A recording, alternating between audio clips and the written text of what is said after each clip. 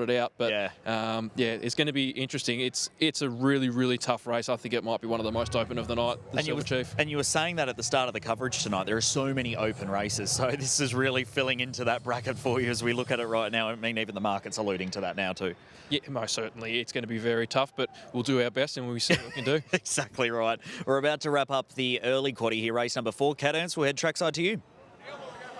Thanks, boys. I'm going to have a quick chat to Andrea Daly, and she's waving me along. Apparently, I've got to go back and have a chat to Tom. You've got the 2 favourites in the race here tonight. What are we expecting from them? They're both drawn nicely. Depends how they get out. She does like it out wide. If she gets a clear run and lobs on the bunny, she goes good. Box 7 can be tricky from the start, but has enough pace to offset it, you think? Yeah, I think she does, actually. Yep. And the 3, it's been racing in really good form as well. Yeah, and she likes the rails. If she can lob behind them, she'll rail desperately, so hopefully she gets a clear run. Okay, best of luck. Thank you. We might also try and race back up and have a chat to Nicholas Britton, who's got Osprey Storm in the race. And this fella's been going really well, put in a really good run at Sandown Park 2 starts back and then got the cash last start. Yeah, he's going all right. Obviously the box isn't ideal, but the vacant box inside him should help. He's a nice dog and has got a pretty good record overall. Just seems to be doing everything right at this stage. Yeah, well, he's probably getting a bit older than we thought, so we're just going to keep racing him and hopefully continue his form. He's actually starting to get back into a bit of form, running places and things in the city, so I'm pretty happy with him. And box 5 vacant on the inside should help too? Yeah, he's not very quick early, but he's a pretty big dog, so I'm hoping he just spars through and gets safely around the corner. Well, best of luck. Thank you. That was a chat with some of the connections ahead of race number 4 here, boys, and we'll come back to you guys for the late market and late mail. And Sky Racing 1 jumping on board here for race number 4 as well. Shimmer Stella is our favourite. $2 into $1.85. That support continues to come with Tab. Jiggly Puff, $3.70 out to $4 and $8.50 into 8 late for Osprey Storm. Ethan, where are you going? Yeah, I'm siding with the 3, Jiggly Puff. Slight sit against the favourite, who I just think might get a tough run from that outside alley. My numbers for the 4th, 3, 7, 6 and 2. So Shimmer Stella will be starting our favourite at $1.75. That support has continued to come. The Dailies very well represented here in race number 4. Ends the early quaddie. The traditional quaddie kicks off in race number 5 and, of course, ends in race 8 with the Group 1 Silver Chief final. Let's get you upstairs, though. The call, race number 4 here at the Meadows. Running the final of the next race, the first leg of the quaddie. Don't forget your quaddies. Big jackpot pool in the quaddie tonight. It'll be a massive pool by the time we jump. And race number 5, the first leg at 6 minutes after 8 o'clock. Favourite for the 4th is Shimmer Stella for Tom Daly. Has been backed into 175 now on the fixed odds. Comes off a 4th behind Willabale. And is the shorty here ahead of Jiggly Puff, who was a winner here last start in 35.07. Moving in, race number 4, the Fernando Mickett stud. And they're just about set to go. 180 last look at the board for the favourite Shimmer Stella from box 7. The green light is on and the lure rolls. They're set to run. Ready?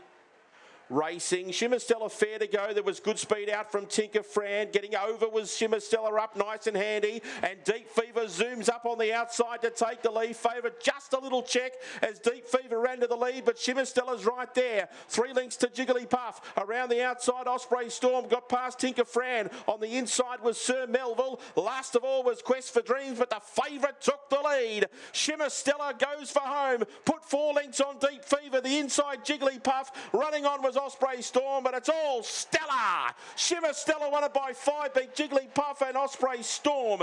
Deep Fever 4th from Tinker Fran, Quest for Dreams and Sir Melville, and it's a slashing gallop of 34 and 56.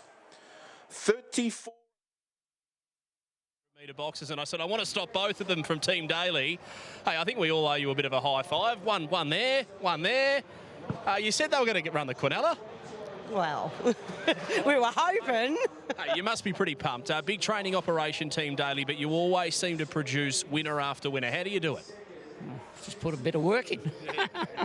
Well, everyone I know in the greyhound racing game, they say the Dailies work as hard as anyone, if not harder. Is that the key to success in this great sport of greyhound racing? Yeah, and one other thing, a dog that can run. Dogs that can run. What do you reckon? Where's Fab's Vegetable, your great boy? I know you were very emotional after that Melbourne Cup run.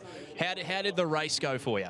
The Melbourne Cup? Yeah. Oh, don't even ask. Don't even ask. No luck, but a great thrill to be there. Oh, it was, yeah. I was just really proud of him that he got in there. You didn't get a chance to rewind the racing.com coverage from last week, did you? Because I phantom called the Melbourne Cup that I reckon was the greatest Melbourne Cup of all time. Any guess which one it might have been? Does the one where Donna Double One beats Fernando Bale ring a bell? Oh, yeah. I know, Double One wasn't supposed to win that, but...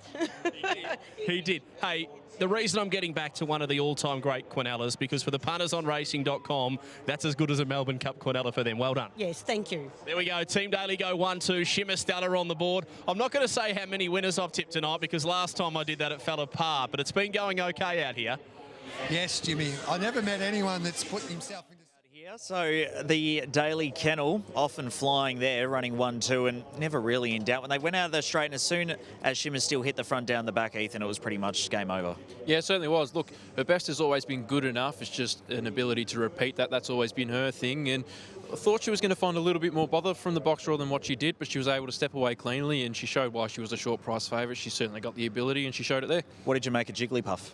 Yeah, not a bad run. I'll have to watch it again. I think she was a little bit unlucky going towards that first bend. I thought that she might be better off in the run than Shimmer Stella was, but it was the other way around, and the favourites eluded. No, certainly the case there. And Don Harley, favourite punters, again, they're on fire so far. Yeah, money's been pretty much bang on. Shimmer Stella paid low dollar range on the tote and closed around about $1.75 tab fixed odds. So certainly I can see that we took nearly 10 times more money for it than anything else. So again, punters having a pretty good night. So far, let's hope that can continue for the punters. We're about to kick off the quaddie as well in race number 5, Kat. But look, the racing's starting to heat up now. We just spoke about the Silver Chief final just before that race as well. What's your early thoughts on that race? Very open. Yeah, it definitely is. I think it all depends what the 2 does early. Yeah. If he can bounce out and get an unopposed lead, I think it's going to take a mighty dog to run him down. I just think he's starting to hit the right form at the right time for Jason Thompson. We saw him go through the Melbourne Cup series, and he was so good there. He narrowly got run down in, a prelude of the Melbourne Cup, and then went through the heats and had no luck. I think he's tracking along at exactly the right time. I agree with what Ethan said. I was going to call you Christian then. Christian, Ethan, Christian, whatever you like. It's fine.